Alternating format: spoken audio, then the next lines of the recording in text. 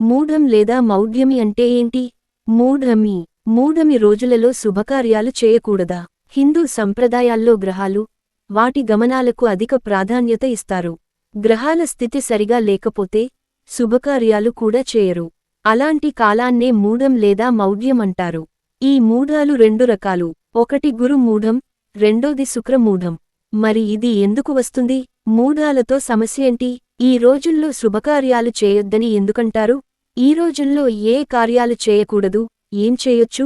శుభకార్యాలు చేస్తే ఏమవుతుంది? మొదలైన విషయాలు ఈ వీడియోలో తెలుసుకుందాం. నవగ్రహాలు సూర్యుడి చుట్టూ తిరుగుతాయి. వీటిలో భూమి కూడా ఓ గ్రహమే.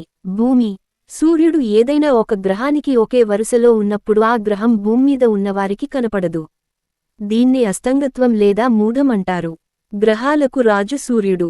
అంటే సూర్యుడికి అత్యంత సమీపంలోకి ఏ గ్రహమైనా వస్తే ఆ గ్రహం తన శక్తిని కోల్పోతుంది. అలా గురు గ్రహం సూర్యుడికి దగ్గరగా వచ్చినప్పుడు గురు మౌఢ్యం, శుక్రుడు సూర్యుడికి దగ్గరగా వచ్చినప్పుడు శుక్ర మౌఢ్యం వస్తుంటాయి. ఆ సమయంలో ఆ గ్రహాలు బలహీనంగా మారిపోతుంటాయి. అందుకే దీనికి మూఢం అనే పేరు పెట్టి శుభకార్యాలకు దూరంగా ఉండమని పండితులు చెబుతుంటారు. 2024లో పెళ్లి ముహూర్తాలు ఫిబ్రవరి 11 నుంచి ఏప్రిల్ 26 వరకు ఉన్నాయి. తిరిగి ఆగస్టు 8 నుంచి సెప్టెంబర్ 6 వరకు ఉన్నాయి. ఈ మధ్యలో అంటే ఏప్రిల్ 27 నుంచి ఆగస్టు 8 వరకు దాదాపు 3 నెలలు మూఢం. శుక్రమూఢమి 2024 ఏప్రిల్ 27 నుంచి జూలై 11 వరకు ఉంటుంది. గురుమూఢమి 2024 మే 7 నుంచి జూన్ వరకు ఉంటుంది. కొన్ని పంచాంగాల్లో డేట్స్ 2 రోజులు అటు ఇటు ఉంటాయి. మూఢంలో ఏం చేయకూడదు? శుభగ్రహాలు బలహీనంగా ఉంటాయి కాబట్టి మూఢాల్లో వివాహాది శుభకార్యాలు కూడదు. లగ్నపత్రిక రాసుకోకూడదు. మరియు వివాహానికి సంబంధించిన మాటలు కూడా మాట్లాడుకోరాదు. పుట్టు వెంట్రుకలు తీయించ రాదు.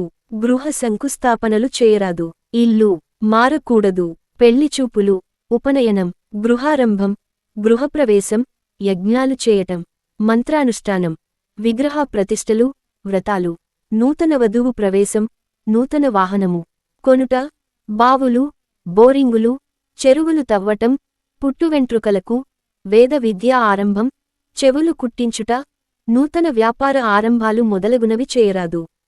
పంచాంగకర్తలు కూడా ఈ సమయంలో ముహూర్తాలు రాయరు. లగ్న పత్రికలు అసలే రాయరు. మరి కొందరైతే పెళ్లిళ్ల ప్రస్తావన తీసుకు రావడానికి కూడా భయపడుతుంటారు. మూఢంలో ఏమేమి చేసుకోవచ్చు?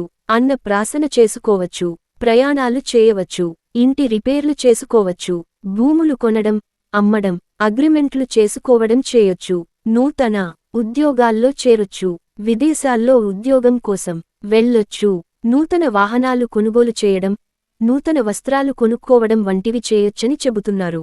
జాతకం రాయించుకోవడం, నవగ్రహ శాంతులు, జప, హోమాది శాంతులు, సీమంతం, నామకరణం, అన్నప్రాసన కార్యక్రమాలు గురుమౌఢ్యమి వచ్చినా, శుక్రమౌఢ్యమి వచ్చినా చేయవచ్చును. గర్భిణి స్త్రీలు, బాలింతలు తప్పనిసరి పరిస్థితులలో మూఢాలలో ప్రయాణం చేయాల్సి వస్తే శుభతిథులలో అశ్వని, రేవతి నక్షత్రాలలో భర్తతో కలిసి ప్రయాణం చేస్తే శుక్రదోషం వర్తించదని శాస్త్రం సూచిస్తుంది. మూఢాల కాలంలో శుభకార్యాలు చేస్తే ఏమవుతుంది?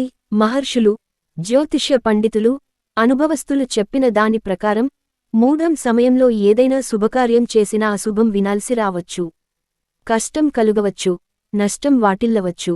అయితే చెప్పాలంటే ఎలాంటి పట్టింపు లేనివారు నిరభ్యంతరంగా ఏ పనైనా చేసుకోవచ్చు. దీన్ని ఎంతవరకు పరిగణలోకి తీసుకోవాలి అన్నది పూర్తిగా మీ వ్యక్తిగతం. శుభగ్రహమైన శుక్రునకు మౌఢ్యమి వచ్చినప్పుడు సమస్త శుభకార్యాలు నిషిధము. ఈ మూఢమి సమయంలో నూతన కార్యక్రమములు చేయకూడదు. మూఢమి అంటే చీకటి అని అర్థం. మూఢమి అనేది అన్ని గ్రహాలకు ఉన్నప్పటికీ గురు, శుక్రమౌఢ్యమి మాత్రం మానవులపై ప్రభావం చూపుతుంది. శుక్రమౌఢ్యమి కాలములో ప్రకృతి సంపద క్షీణిస్తుంది. సముద్రం ఆటుపోటులలో మార్పులు వస్తాయి. శుక్రగ్రహ పాలిత ద్వీపాలకు, ప్రదేశాలకు భూకంప ప్రమాదాలు పొంచి ఉంటాయి. శుక్రుడు సంసార జీవితానికి, శృంగార జీవితానికి కారకుడు. జాతకములో శుక్రుడు బలహీనముగా ఉంటే సంసార జీవితం సజావుగా సాగదు. ఇలాంటివారు ఇంద్రాణీ దేవి స్తోత్రం పారాయణం చేయండి. ఈ వీడియో మీకు నచ్చితే లైక్ చేసి మా ఛానల్ని సబ్స్క్రైబ్ చేసుకుని మమ్మల్ని సపోర్ట్ చేయండి.